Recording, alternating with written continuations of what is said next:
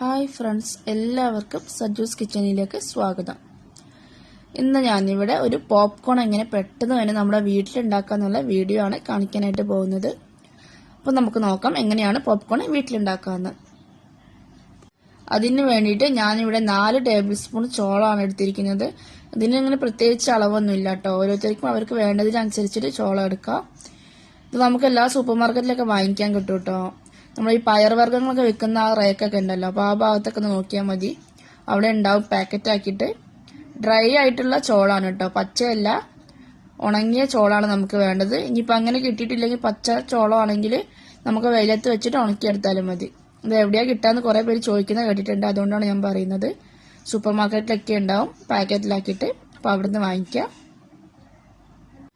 ഇനി അത് ഉണ്ടാക്കാനായിട്ട് ഞാൻ ഇതേപോലത്തെ ഒരു നോൺ സ്റ്റിക്കിന്റെ പാത്രമായിട്ടോ എടുത്തിരിക്കുന്നത്. അപ്പോൾ ഏത് പാത്രം വേണമെങ്കിലും എടുക്കാം, പക്ഷെ കുറച്ച് അടി കട്ടിയുള്ള പാത്രം എടുക്കാം. നമ്മൾ ഇതിൽ തന്നെയാണല്ലോ ചോളം ഉണ്ടാക്കിയെടുക്കുന്നത്, അപ്പോൾ കുറച്ച് അടി കട്ടിയുള്ള പാത്രം വേണം. ഇനി അതിലേക്ക് 1.5 ടേബിൾ സ്പൂൺ ഓയിൽ ഒഴിച്ച് കൊടുത്തിട്ടുണ്ട്. ഇനി കുറച്ച് ഉപ്പും കൂടി ഇട്ട് കൊടുക്കാം.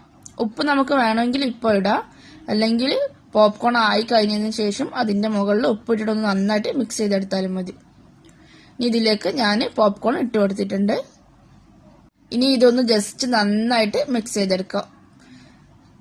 എന്നിട്ട് നമുക്കിതൊന്ന് മൂടി വെക്കണം. ഞാനിപ്പോൾ ജസ്റ്റ് ലോ ഫ്ലെയിമിലാണ് വെച്ചിരിക്കുന്നത്. ഇനി ഇത് മൂടി വെച്ചിട്ട് ഫ്ലെയിം കൂട്ടി വെച്ചിട്ട് ഹൈ ഫ്ലെയിമിലേക്ക് മാറ്റി കൊടുക്കാം. എന്നിട്ട് ഇതിലെ ഒരു ചോളം പൊട്ടാൻ തുടങ്ങി കഴിഞ്ഞു കഴിഞ്ഞാൽ പൊട്ടുന്ന സൗണ്ട് നമുക്ക് കേൾക്കാം.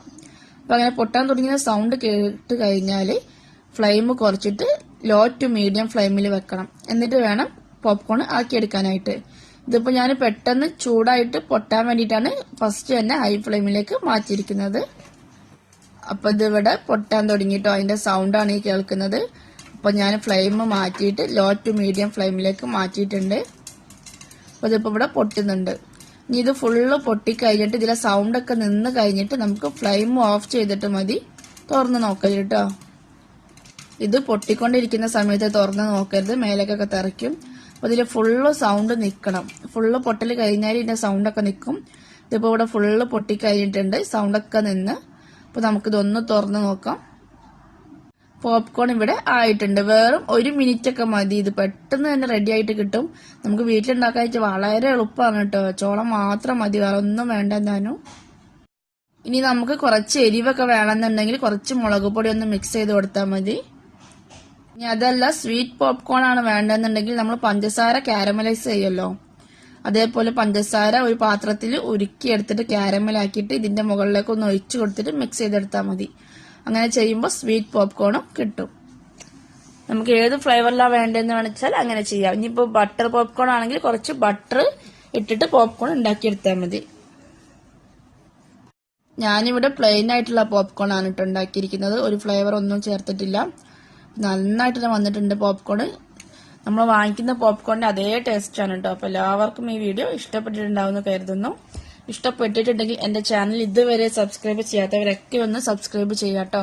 ആ താഴെ കാണുന്ന റെഡ് കളർ ബട്ടൺ ഒന്ന് പ്രസ് ചെയ്താൽ മതി.